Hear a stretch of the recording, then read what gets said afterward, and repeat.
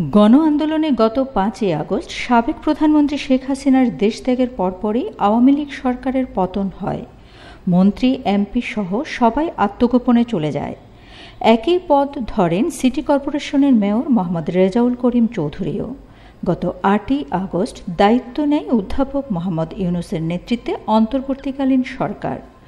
সংসদ ভেঙে দেওয়া হয় গত ৬ই আগস্ট। দায়িত্ব নেওয়ার পর গত ১৯শে আগস্ট সারা দেশের ১২টি সিটি কর্পোরেশন, উপজেলা ও জেলা পরিষদের জনপ্রতিনিধিদের অপসারণ করা হয়। সেসব পদে বসানো হয় প্রশাসক। তখন চট্টগ্রাম বিভাগীয় কমিশনার তোফায়েল ইসলামকে চট্টগ্রাম সিটি কর্পোরেশনের প্রশাসক নিয়োগ দেওয়া হয়। এই অবস্থায় নির্বাচনের ১ বছর ৪ মাস বাকি থাকতে ১ অক্টোবর চট্টগ্রাম প্রথম যুগ্ম জেলা জজ ও নির্বাচনী ট্রাইব্যুনালের বিচারক মোহাম্মদ খায়রুল আমিন বিএনপির প্রার্থী শাহাদাত হোসেনকে চট্টগ্রাম সিটি কর্পোরেশনের মেয়র ঘোষণা করেছেন। একই সঙ্গে আওয়ামী লীগের মনোনীত প্রার্থী রেজাউল করিম চৌধুরীর নির্বাচিত হওয়ার ফলাফল বাতিল ঘোষণা করেন আদালত। আগামী ১০ দিনের মধ্যে এ সংক্রান্ত প্রজ্ঞাপন জারির আদেশও দিয়েছেন। বিষয়টি টক অব দি কান্ট্রি হয়ে ওঠে। সর্বত্র চলছে আলোচনা সমালোচনা। রায় পেলেও এখনই মেয়রের আসনে বসতে পারছেন না ডক্টর শাহাদাত হোসেন, এমনটাই মনে করছেন আইন বিশেষজ্ঞরা। তারা বলছেন, আদালত ১০ দিনের মধ্যে গেজেট প্রকাশ করার জন্য নির্বাচন কমিশনকে নির্দেশ দিয়েছেন, কিন্তু আইন অনুযায়ী ট্রাইব্যুনালের রায়ের বিরুদ্ধে আপিল করার জন্য নির্বাচন কমিশনের হাতে সময় থাকে ৩০ দিন। এই সময় পর্যন্ত ইসি কোনো গেজেট প্রকাশ করতে পারবে না, কেননা আপিলের সময় পর্যন্ত নির্বাচন কমিশনকে অপেক্ষা করতে হবে। এই মামলায় ৯ জন বিবাদী রয়েছে। যে কেউ এই আদেশের বিরুদ্ধে হাইকোর্টে আপিল দায়ের করতে পারে। অন্যদিকে নির্বাচনের গেজেট প্রকাশ করতে নিয়ম অনুযায়ী কমিশনের অনুমোদনের প্রয়োজন হয়, কিন্তু বিগত কমিশন পদত্যাগ করায় এ নিয়ে নতুন করে জটিলতা তৈরি হতে পারে বলে মনে করছেন বিশ্লেষকরা।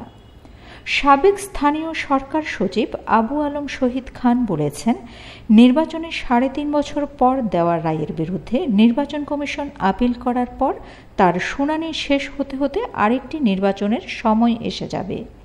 তখন ওই রায় কোনো কাজে লাগবে কিনা এমন প্রশ্ন তুলেন সাবেক এই সচিব। রায়ের পর্যবেক্ষণে বিচারক মোহাম্মদ খায়রুল আমিন বলেছেন, নির্বাচনের দিনের নির্বাচনী চিত্র, ঘটনা ও অনিয়ম এবং স্থানীয়, জাতীয় প্রিন্ট ও ইলেকট্রনিক এবং সামাজিক যোগাযোগ মাধ্যম, ফেসবুক, ইউটিউবে প্রকাশিত অব্যবস্থাপনা ও অনিয়মের পাহাড় সম অভিযোগে প্রতীয়মান হয় যে চট্টগ্রাম সিটি কর্পোরেশন নির্বাচন ২০২১ একটি পূর্ব পরিকল্পিত তামাশার, প্রহসনের এবং সরকারি দল মনোনীত প্রার্থীকে মেয়র ঘোষণা দেওয়ার কৃত্রিম আনুষ্ঠানিকতা মাত্র।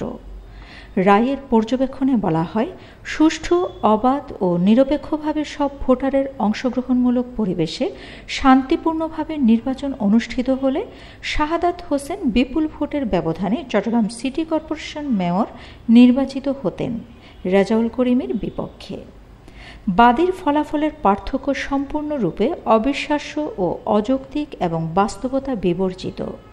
চট্টগ্রাম সিটি কর্পোরেশন নির্বাচনের দায়িত্বপ্রাপ্ত রিটার্নিং কর্মকর্তা ও আঞ্চলিক নির্বাচন কর্মকর্তা ভোটের ফলাফলে সই করেন, কিন্তু কেন্দ্রভিত্তিক ফলাফল প্রকাশে জাল, জালিয়াতি ও চরম অনিয়মের চিত্র স্পষ্ট প্রতিফলিত হয়।